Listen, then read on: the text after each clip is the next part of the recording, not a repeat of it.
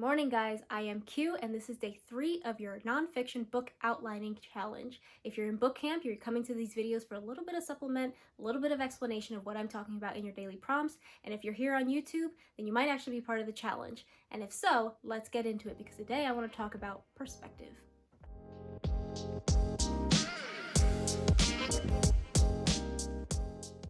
Like I said, today we're talking about perspective. So if you haven't watched them already, I've got my day 1 and day 2 videos already posted. Take a look at them and answer those questions before coming to this one. But in those videos, we talked about who you are and how you might fit in your book, how it might fit on the bookshelves of readers and the types of readers that you're trying to attract. Today, though, we're really honing in on who you are and what lane you want to stand in, because we're asking what new perspective you offer your readers.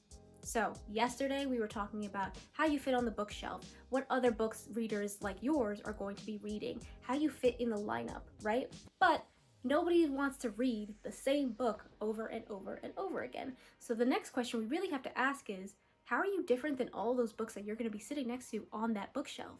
Before a reader actually gets to bring you home, they're going to walk into Barnes & Noble or an indie bookstore and see a bunch of biographies, and yours is going to be there, right?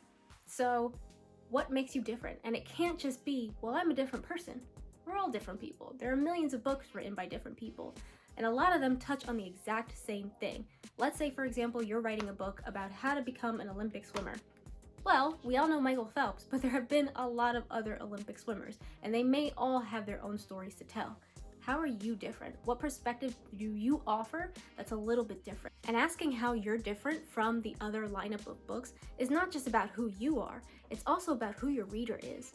Because that reader who might be looking for Olympic swimmer books might actually be coming from the same background that you are.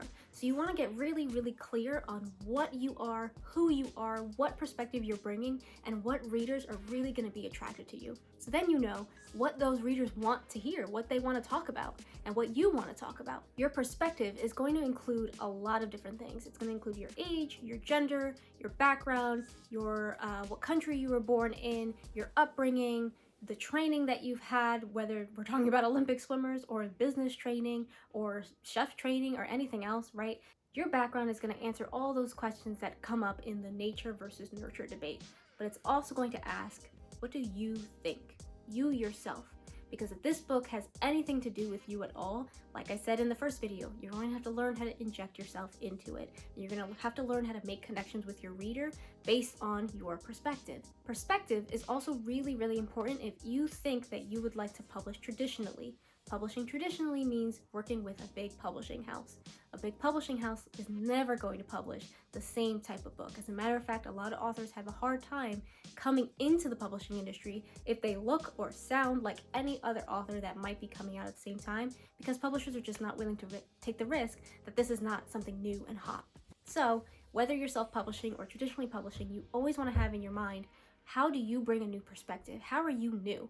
And even if you're sitting here thinking, I'm not new at all, I'm just like everybody else. No, you're not. You've got something that makes you different. So make sure you're sitting down and really thinking about what makes you different. And that might mean listing out a bunch of different things, listing out all of your attributes, all of your accolades, all of your failures. It might just be how you learned your lesson that makes you different.